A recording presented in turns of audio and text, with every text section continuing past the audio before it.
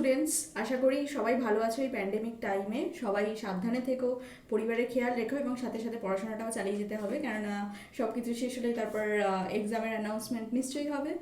তো সেই জন্য নিজেকে প্রিপেয়ার্ড রাখা খুব জরুরি। তো আজকে আমি তোমাদের সেকেন্ড চ্যাপ্টার, যেটা হচ্ছে কি সপুষ্পক উদ্ভিদের জনন, সেটা আমি স্টার্ট করব। তো ফার্স্ট একটা পার্টটা পড়াবো, আজকে ফার্স্ট পার্টটা হবে এবং যতটা তাড়াতাড়ি সম্ভব আমি শেষ করার চেষ্টা করব।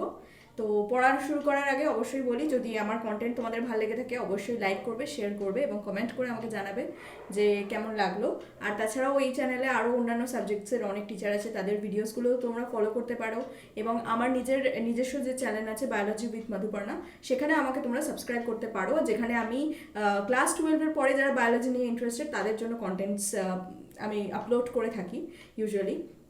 তো আজকের স্টার্ট করা যাক সপুষ্পক উদ্ভিদের যৌন জনন। ঠিক আছে, প্রথমেই আমরা পড়ে নেব ফুলের আকৃতি সম্বন্ধে। তো জননের জন্য পরিবর্তিত সীমিত বুদ্ধিসম্পন্ন এবং ফুল ও বীজ সৃষ্টিকারী বিটপ অর্থাৎ কাণ্ড, যে যে বিটপ মানে উদ্ভিদের যে অংশটি মাটির উপরে থাকে তাকে বিটপ বলা হয়। তো বিটপকে পুষ্প বা ফুল বলে। সপুষ্পক উদ্ভিদের সর্বাপেক্ষা দৃষ্টি আকর্ষক অঙ্গ হলো ফুল। জনন প্রক্রিয়া ও বংশবিস্তারের গুরুত্ব অপরিসীম। শাখা প্রশাখার অগ্র মুকুল বা কাক্ষিক মুকুল থেকে ফুল সৃষ্টি হয়। এই বিশেষ ধরনের মুকুলকে পুষ্প মুকুল বলে।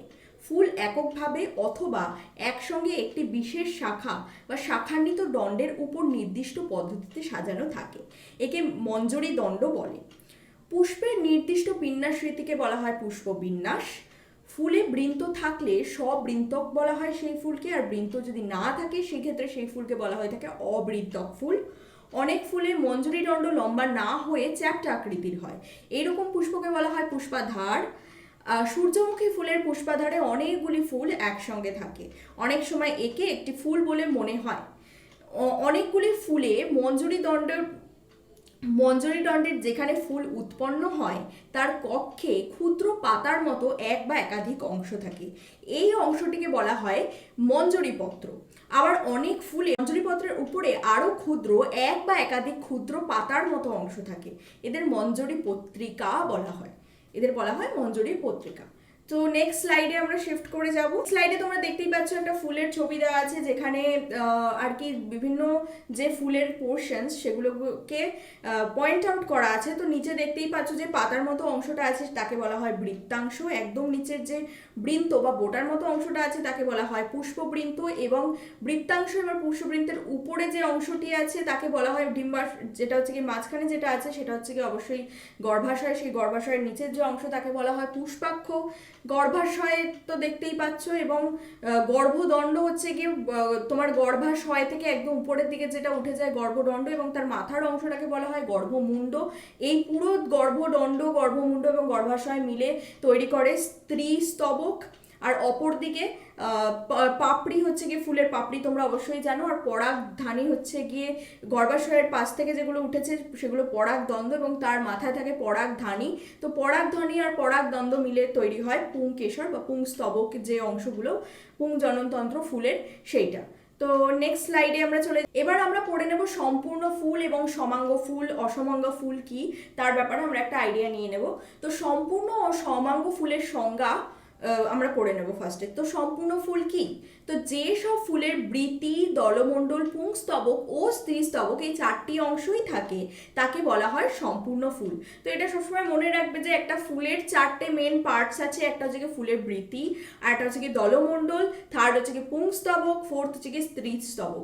এই চারটি অংশ তাদের মেন অংশ। এই চারটে অংশ যখন একটা ফুলের মধ্যে প্রেজেন্ট থাকবে তখন তাকে বলা হয় সম্পূর্ণ ফুল।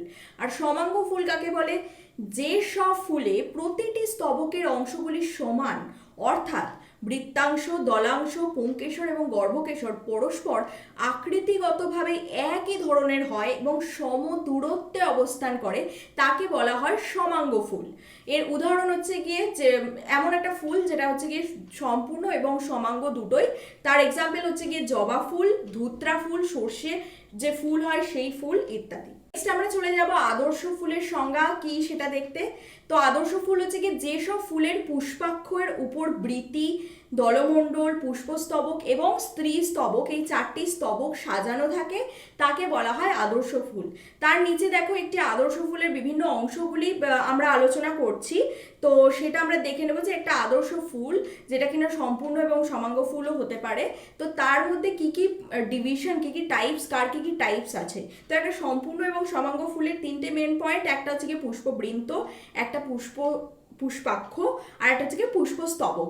এবার এই পুষ্পস্তবককে আবার 2 রকম ভাগে ভাগ করা যায়, একটা হচ্ছে কি সাহায্যকারী স্তবক আর একটা হচ্ছে কি জনন স্তবক। এবার এই সাহায্যকারী স্তবকের মধ্যে কি কি টাইপ বা কি কি ডিভিশন আছে, একটা হচ্ছে কি বৃতি থেকে বৃত্তাংশ পাওয়া যায়, আর একটা হচ্ছে কি দলমণ্ডল, যেখান থেকে আমরা দলাংশ পেয়ে থাকি।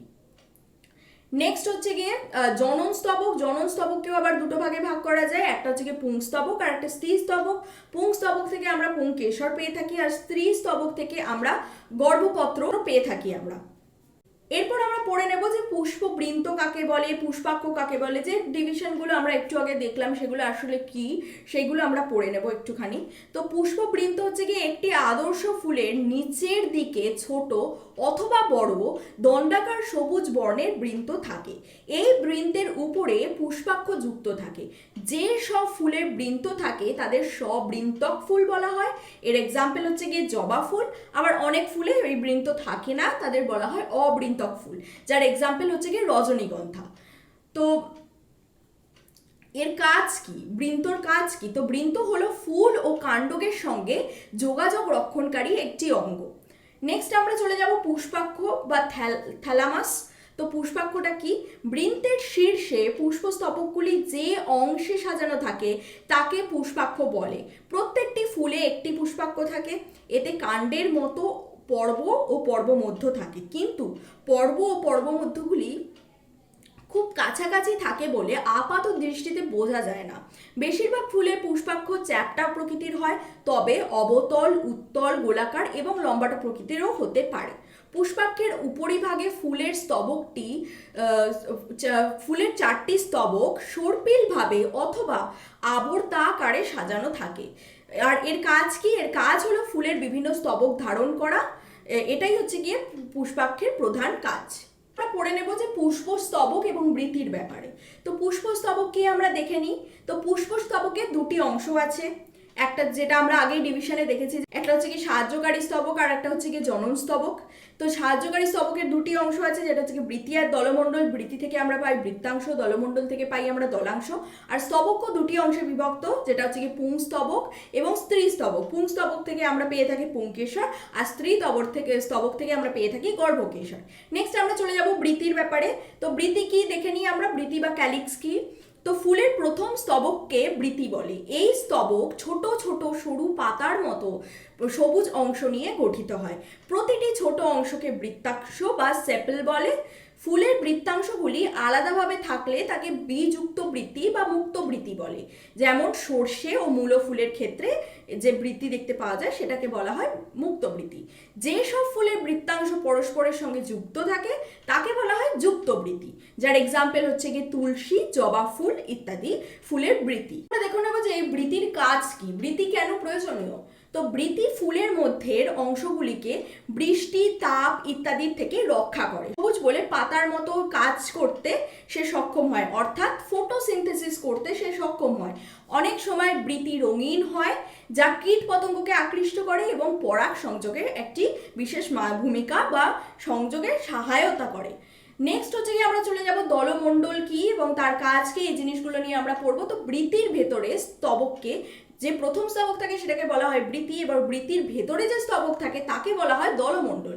এটি সাধারণত উজ্জ্বল বর্ণের এবং গন্ধযুক্ত হয়। দলমণ্ডলের প্রত্যেকটি অংশকে পাপড়ি বা দলাংশ বা পেটালস বলে। দলাংশগুলি আলাদা আলাদাভাবে থাকলে বিযুক্ত দল বা মুক্ত দল বলা হয়, যার এক্সাম্পল হচ্ছে কি চাপা আর সর্ষে। আর দলাংশগুলি যদি যুক্ত হয়ে থাকে তাকে বলা হয় যুক্ত দল, যার এক্সাম্পল হচ্ছে কি শিউলি, করবী, রঙ্গন ইত্যাদি। তো দলমণ্ডলের কাজ কি? দলমণ্ডলের কাজ হচ্ছে কি দলমণ্ডল ফুলের ভেতরে স্তবকগুলিকে, যেগুলো হচ্ছে কি পুংস্তবক বা স্ত্রী স্তবককে রক্ষা করে, ফুলের সৌন্দর্যকে বৃদ্ধি করে, বিভিন্ন বর্ণের জন্য পতঙ্গকে আকৃষ্ট করে এবং যার ফলে পরাগ সংযোগে সহায়তা হয় বা সাহায্য করে। এরপর আমরা পড়ে নেব যে পুংস্তবক কাকে বলে। তো তো দলমণ্ডলের পরবর্তী স্তবককে বলা হয় পুংস্তবক। এই স্তবকের প্রত্যেকটি অংশে পুংকেশর বলা হয় বা স্ট্যামেন বলা হয়। একটি পুংকেশরকে 3টি অংশে ভাগ করা যায়। নিচের দিক থেকে যে সরু লম্বা দন্ডের মতো অংশ আছে তাকে পুংদণ্ড বা ফিলামেন্ট বলা হয়। পুংতত্ত্বের শীর্ষে ফাঁপা থলির মতো যে অংশ থাকে তাকে পরাগধ্বনি বা অ্যান্থার বলা হয়। সাধারণত বেশিরভাগ ফুলে 2টি পরাগধ্বনি দেখতে পাওয়া যায়, কিন্তু অনেক ফুলে একটি পরাগধানী থাকে, যেমন হচ্ছে গিয়ে জবা।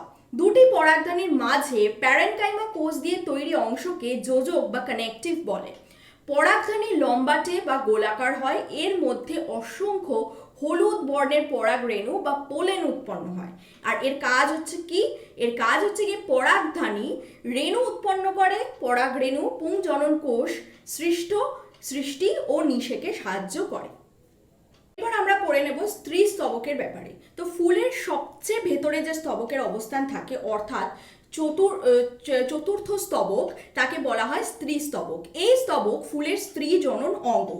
স্তবকের প্রত্যেক অংশকে গর্ভপত্র বলা হয়। স্ত্রী স্তবকের বা গর্ভকেশরেরও 3টি অংশ থাকে, যেমন আমরা পুংকেশরের ক্ষেত্রেও দেখলাম। ফার্স্ট হচ্ছে গিয়ে নিচের স্ফীত অংশকে বলা হয় ডিম্বাশয় বা ওভারি। এই ডিম্বাশয়ের মধ্যে এক বা একাধিক ডিম্বক বা ওভিউল থাকে। ডিম্বাশয়ের শীর্ষে অবস্থিত দ্বন্দ্বের মতো অংশকে গর্ভদ্বন্দ্ব বলা হয়। গর্ভদ্বন্দ্বের শীর্ষে অবস্থিত ফাঁপা গোলাকার অংশকে বলা হয় গর্ভমুণ্ড। গর্ভপত্রগুলি একসঙ্গে যুক্ত থাকলে তাদের যুক্ত গর্ভপত্রী বলা হয়, যার এক্সাম্পল হচ্ছে কি জবা, সর্ষে, নারকেল প্রভৃতি।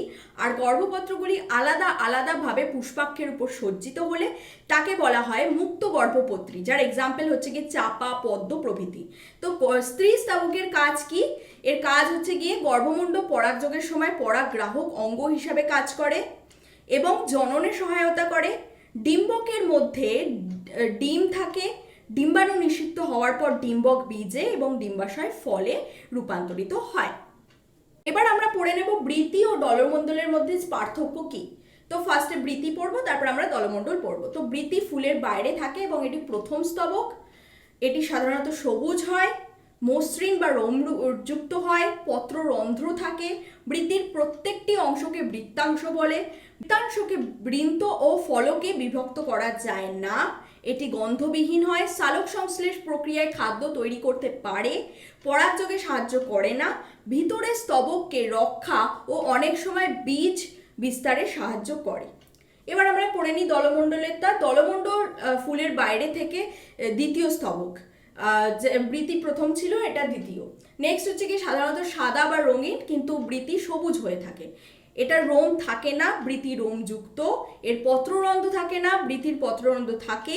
দলমণ্ডলের প্রত্যেক অংশকে দলাংশ বলে, যেখানে বৃতির প্রত্যেকটা অংশকে বৃত্তাংশ বলা হচ্ছিল। দলাংশ বেশিরভাগ ক্ষেত্রে বৃন্ত ও ফলকে বিভক্ত করা যায়, যেটা বৃতির ক্ষেত্রে আমরা করতে পারি না।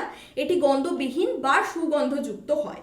তো এটি গন্ধবিহীনও হতে পারে আবার সুগন্ধযুক্ত হতে পারে, যে ক্ষেত্রে বৃতি শুধুমাত্র গন্ধবিহীন হয়। খাদ্য তৈরি করতে পারে না, যেটা বৃতি পারে। অনেক সময় পরাগযোগে সাহায্য করে, বৃতি সেটা কখনোই করে না। এবং ভিতরের স্তবকগুলিকে রক্ষা এবং পরাগযোগে সাহায্য করে, কিন্তু বীজ বিস্তারে সাহায্য করে না, যেটা কিন্তু বৃতির ক্ষেত্রে আমরা দেখেছি বৃতি বীজ বিস্তারে সাহায্য করে। নেক্সট আমরা চলে যাব পুংস্তবক এবং স্ত্রী স্তবকের মধ্যে পার্থক্য কি সেটা আমরা দেখে নিই। তো প্রথমে পুংস্তবক পড়ার পরে আমি স্ত্রী স্তবকটা পড়বো। তো বাইরের দিক থেকে ফুলের তৃতীয় স্তবক, ফুলের পুংলিঙ্গধর অংশ। প্রত্যেকটি অংশকে পুংকেশর বলে। প্রতিটি পুংকেশর পুংদণ্ড, যোজক ও পরাগধানী নিয়ে গঠিত।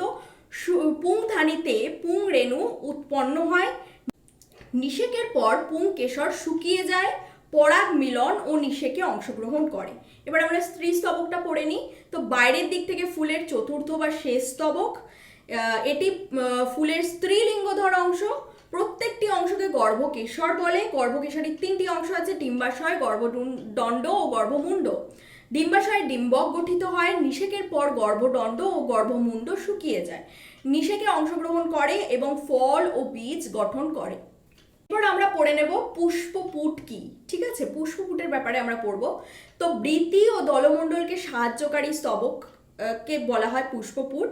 বেশিরভাগ ফুলে বৃতি ও দলমণ্ডল স্তবক দুটি সম্পূর্ণ আলাদা আকৃতির হয়। বৃতি সবুজ বর্ণের এবং দলমণ্ডল বিভিন্ন বর্ণের। কতকগুলি ফুলে বৃতি ও দলমণ্ডল স্তবক দুটির পরিবর্তে আরও একটি স্তবক থাকে, যাকে বলা হয় পুষ্পপুট বা পেরিয়ান্থ। পুষ্পপুটের প্রতিটি খণ্ডাংশকে টেপল বলে। টেপলগুলি বৃতির মতো সবুজ বা দলের মতো রঙিন হতে পারে। এর উদাহরণ হচ্ছে গিয়ে বৃতির মতো পুষ্পপুটের এক্সাম্পল হচ্ছে গিয়ে নারকেল, আমলকি, সুপারি প্রভৃতি। দলের মতো পুষ্পপুট এর এক্সাম্পল হচ্ছে গিয়ে রসনা, কলাবতী, রজনীগন্ধা, লিলি ইত্যাদি। নেক্সট ফটোটায় দেখতেই পাচ্ছ যে পেরিয়ান্থের একটা ফটো বা পুষ্পপুটের একটা ফটো দিয়েছি। কোন অংশটাকে পুষ্পপুট বলা হয় সেটা নিশ্চয়ই তোমরা বুঝতে পারছো। এই অংশটাকে বলা হয় যে পেরিয়ান্থ। এরপর আমরা পড়ে নেব ফুলের প্রকারভেদ। তো আমাদের চারপাশে বিভিন্ন রকম দৃষ্টি আকর্ষণ ফুল দেখতে পাওয়া যায়, যেমন জবা, করবী, কুমড়ো, অপরাজিতা ইত্যাদি। সব ফুল দেখতে একরকম হয় না, এদের আকৃতি এবং আকারের মধ্যে বিশেষ তারতম্য দেখা যায়। নিচে নানা প্রকারের ফুলের প্রকারভেদ আলোচনা করা হলো। তো প্রথমে আমরা পড়ে নেব সম্পূর্ণ ফুলের ব্যাপারে। তো আগেই আমরা পড়েছি যে যেসব ফুলে বৃতি, দলমণ্ডল, পুংস্তবক এবং স্ত্রীস্তবক চারটি অংশই দেখতে পাওয়া যায় তাকে বলা হয় সম্পূর্ণ ফুল। এর উদাহরণ হচ্ছে গিয়ে জবা, ধূত্রা, অপরাজিতা প্রভৃতি। অসম্পূর্ণ ফুল কি? যে চারটে স্তবকের মধ্যে কোনো একটি স্তবক যদি না থাকে, অ্যাবসেন্ট থাকে, সেই রকম ফুলকে বলা হয় অসম্পূর্ণ ফুল। যেমন কুমড়ো গাছের দু রকমের ফুল দেখতে পাওয়া যায়, একটা হচ্ছে গিয়ে পুংপুষ্প আর একটা হচ্ছে গিয়ে স্ত্রী পুষ্প। পুংপুষ্পে বৃতি, দলমণ্ডল ও পুংস্তবক থাকে, কিন্তু স্ত্রী স্তবক থাকে না। আবার স্ত্রী পুষ্পে কি হয়? বৃতি, দলমণ্ডল এবং স্ত্রী স্তবক থাকে, কিন্তু পুংস্তবক থাকে না। আর রজনীগন্ধা ফুলের ক্ষেত্রে পুংস্তবক এবং স্ত্রী স্তবক থাকলেও বৃতি এবং দলমণ্ডল থাকে না, এবং তার পরিবর্তে পুষ্পপুট বা পারিয়ান্থ থাকে। সুতরাং কুমড়ো, রজনীগন্ধা উভয়ই অসম্পূর্ণ ফুলের এক্সাম্পল। তো নেক্সট দেখতেই পাচ্ছ যে ফ্লাওয়ার বি দিয়েছি। একটা হচ্ছে গিয়ে কমপ্লিট ফ্লাওয়ার বা সম্পূর্ণ ফুল, আর একটা হচ্ছে গিয়ে ইনকমপ্লিট ফ্লাওয়ার বা অসম্পূর্ণ ফুল। নেক্সট আমরা চলে যাব সম্পূর্ণ ফুল এবং অসম্পূর্ণ ফুলের পার্থক্য, সেটা আমরা দেখে নিই। প্রথমে সম্পূর্ণ ফুল পড়ার পর অসম্পূর্ণ ফুলটা আমরা পড়ে নেব। তো সম্পূর্ণ ফুলের ক্ষেত্রে চারটি স্তবকই প্রেজেন্ট থাকে, যেগুলো হচ্ছে গিয়ে বৃতি, দলমণ্ডল, পুংস্তবক এবং স্ত্রী স্তবক। কিন্তু সবসময় ফুল উভয় লিঙ্গ হয়। একে আদর্শ পুষ্প বলা হয়। উদাহরণ হচ্ছে গিয়ে জবা, করবী, অপরাজিতা প্রভৃতি। আর অসম্পূর্ণ ফুলটি চারটি স্তবকের মধ্যে এক বা একাধিক স্তবক থাকে না। ফুল এক লিঙ্গ, উভয় লিঙ্গ বা ক্লীবলিঙ্গ হতে পারে। একে অসম্পূর্ণ পুষ্প বলা হয়। এর উদাহরণ হচ্ছে গিয়ে কুমড়ো, লাউ, রজনীগন্ধা প্রভৃতি। আমরা দেখে নেব যে সমাঙ্গ ফুল, অসমাঙ্গ ফুল, বহু প্রতিসম ফুল এবং এক প্রতিসম ফুল কি, তার ব্যাপারে একটু আমরা পড়ে নেব। তো সমাঙ্গ ফুল কি? যে সব ফুলে প্রতিটি স্তবকের অংশগুলি সমান, অর্থাৎ বৃত্তাংশ, দলাংশ, পুংকেশর এবং গর্ভকেশর পরস্পরের সঙ্গে আকৃতিগতভাবে একই ধরনের হয় এবং সম দূরত্বে অবস্থান করে, তাকে বলা হয় সমাঙ্গ ফুল। অসমাঙ্গ ফুল কি? যেসব ফুলে এক বা একাধিক স্তবকের অংশগুলি অসমান এবং সমান দূরত্বে অবস্থান করে না, তাদেরকে বলা হয় অসমাঙ্গ ফুল, যার এক্সাম্পল হচ্ছে গিয়ে অপরাজিতা। আর সমাঙ্গ ফুলের এক্সাম্পল হচ্ছে গিয়ে জবা ফুল। তো বহু প্রতিসম ফুল আর এক প্রতিসম ফুল কি, সেটাও দেখে নিই আমরা। তো বহু প্রতিসম ফুল হচ্ছে গিয়ে কোনো ফুলকে যদি যে কোনো উলম্ব তলে কাটলে দুটি সমান ভাগে ভাগ করা যায়, তাকে বলা হয় বহু প্রতিসম ফুল, যার এক্সাম্পল হচ্ছে গিয়ে জবা, ধূত্র প্রভৃতি। আর এক প্রতিসম ফুল কি? যে কোনো ফুলকে যদি একটি বিশেষ উলম্ব তলে কাটলে দুটি সমান অংশে ভাগ করা যায়, তাকে বলা হয় এক প্রতিসম ফুল। উদাহরণ হচ্ছে কি অপরাজিতা ইত্যাদি। তো এর অর্থাৎ হচ্ছে কি একটা ফুল যাকে যে কোনো অ্যাঙ্গেলে যদি আমি কাটি সেটা সমান ভাগেই আমার কাছে আসবে, সেটা হচ্ছে কি বহু প্রতিসম। অর্থাৎ তার বহু যে ওয়েতেই তাকে কাটা হোক, সেটা একটা মাল্টিপল তার অপশনস আছে তার কাছে যে সে সমান আউটকাম দেবে।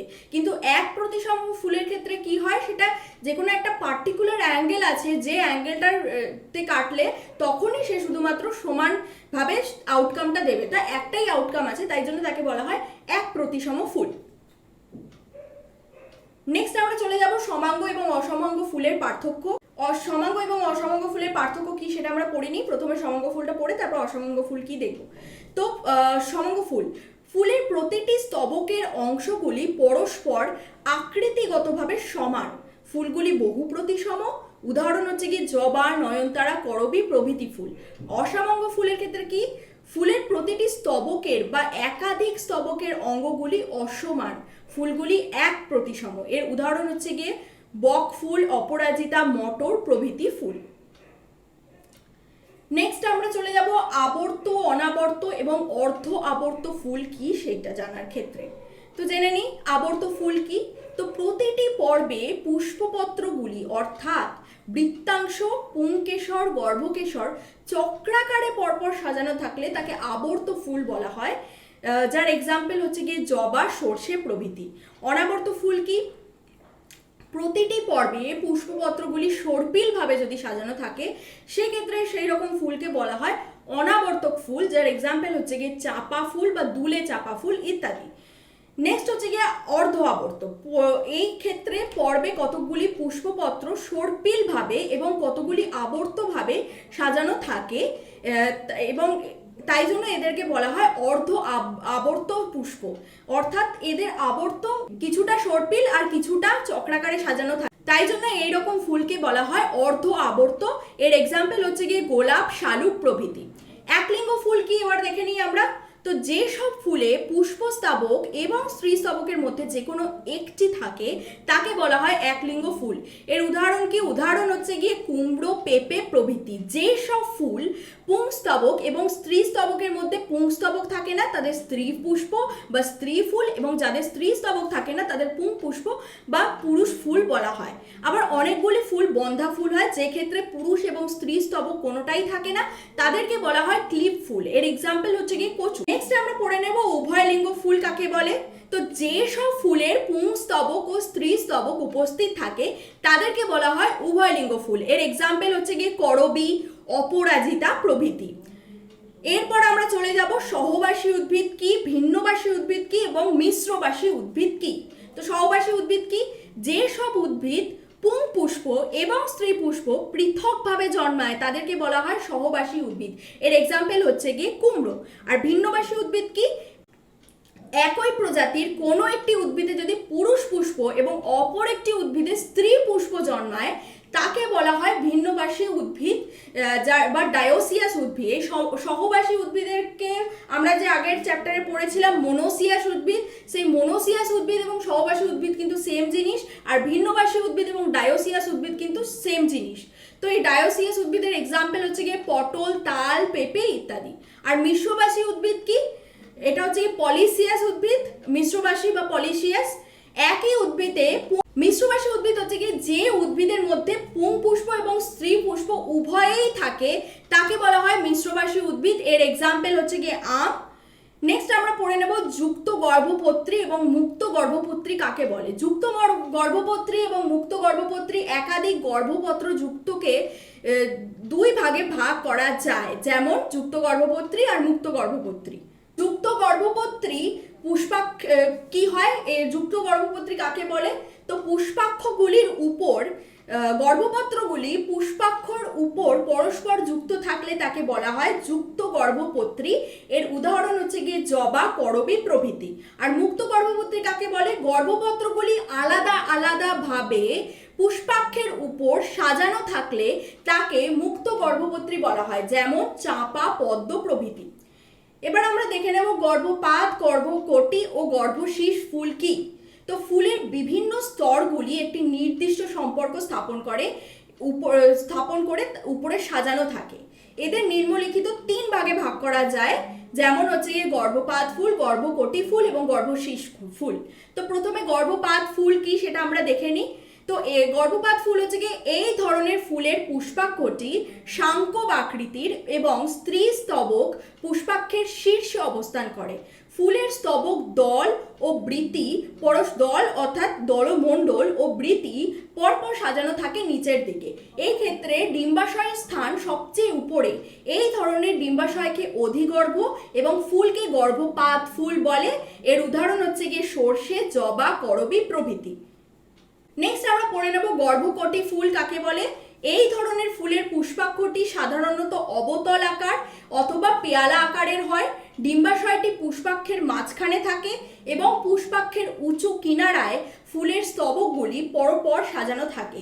এই ক্ষেত্রে ডিম্বাশয়টিকে অর্ধ অধিগর্ভ বলা হয়। এর উদাহরণ হচ্ছে গিয়ে গোলাপ, অতসী প্রভৃতি। আর লাস্টলি গর্ভশীষ ফুল কাকে বলে? এই ফুলের পুষ্পাক্ষটি অবতল এবং প্রান্ত দেশে উপরের দিকে প্রসারিত হয়। অবতল আকারের পুষ্পাক্ষের মাঝে ডিম্বাশয় অবস্থান করে। বৃত্তাংশ, দলমণ্ডল ও পুংস্তবক পরপর ডিম্বাশয়ের উপরে সাজানো থাকে। এক্ষেত্রে ডিম্বাশয়টিকে অধগর্ভ বলে এবং ফুলকে গর্ভশীষ ফুল বলে। এর উদাহরণ হচ্ছে গিয়ে কুমড়ো, সূর্যমুখী প্রভৃতি। তো এখানে তিনটে ফটো দিয়েছি, যেখানে প্রথমটা হচ্ছে গিয়ে গর্ভপাত ফুল, তারপর গর্ভকটি ফুল এবং তারপরেটা হচ্ছে গিয়ে গর্ভশীষ ফুল। নেক্সট আমরা চলে যাব মঞ্জুরিপত্রক এবং অমঞ্জুরিপত্রক ফুল কাকে বলে সেইটা পড়তে। তো অমঞ্জুরিপত্রক ফুল, ফুলের গোড়ায় অর্থাৎ বৃতির নিচে মঞ্জুরিপত্র থাকে। যখন মঞ্জুরিপত্র থাকে তখন তাদের মঞ্জুরিপত্রক ফুল বলে। এর এক্সাম্পল হচ্ছে গিয়ে অপরাজিতা। আর অমঞ্জুরিপত্রক ফুল কি? যেসব ফুলে বৃতির নিচে মঞ্জুরিপত্র থাকে না তাদেরকে অমঞ্জুরিপত্রক ফুল বলা হয়, যার এক্সাম্পল হচ্ছে গিয়ে আম। এরপরে আমরা দেখে নেব অকুঞ্চক, এককুঞ্চক এবং দ্বিকুঞ্চক ফুল কি। তো অকুঞ্চক ফুল কি? যেসব ফুলের বৃতি বা দলমণ্ডলের স্তবক থাকে না তাদেরকে বলা হয় অকুঞ্চক ফুল। এক্সাম্পল হচ্ছে কি উইলো। এককুঞ্চক ফুল কি? যেসব ফুলের বৃতি অথবা দলমণ্ডল যে কোনো একটি স্তবক থাকে তাদের বলা হয় এককুঞ্চক ফুল। এর এক্সাম্পল হচ্ছে গিয়ে রজনীগন্ধা। আর দ্বিকিঞ্চক ফুল কি? যেসব ফুলের বৃতি ও দলমণ্ডলের উভয় স্তবক থাকে তাদের দ্বিকঞ্চক ফুল বলা হয়, যার এক্সাম্পল হচ্ছে গিয়ে সর্ষে। ত্রাংশক, চতুর্থাংশক এবং পঞ্চাংশক ফুল কাকে বলে? লাস্ট টপিক আমাদের ত্রাংশক, চতুর্থাংশক এবং পঞ্চাংশক ফুল কাকে বলে। ত্রাংশক ফুল হচ্ছে গিয়ে ফুলের প্রতিটি স্তবকের সংখ্যা 3 বা 3-এর গুণিতক হলে ফুলটিকে ত্রাংশক ফুল বলে, যার উদাহরণ হচ্ছে গিয়ে পেঁয়াজ। আর চতুর্থাংশক ফুল কি? ফুলের প্রতিটি স্তবকের সংখ্যা 4 বা 4-এর গুণিতক হলে চতুর্থাংশক ফুল বলা হয়, যার উদাহরণ সর্ষে। আর পঞ্চাংশক ফুলের কি? পঞ্চাংশক ফুল হচ্ছে গিয়ে ফুলের প্রতিটি স্তবকের সংখ্যা 5 বা 5-এর গুণিতক হলে তাকে বলা হয় পঞ্চাংশক ফুল। তো আজকে আমি এতটাই পড়াচ্ছি সপুষ্পক উদ্ভিদের যৌন জনন। যদি ভালো লেগে থাকে অবশ্যই কমেন্ট করে জানিও এবং আশা করি খুব তাড়াতাড়ি আমি নেক্সট পার্টটা নিয়ে তোমাদের কাছে আসতে পারবো। Thank you, hope to see you soon again.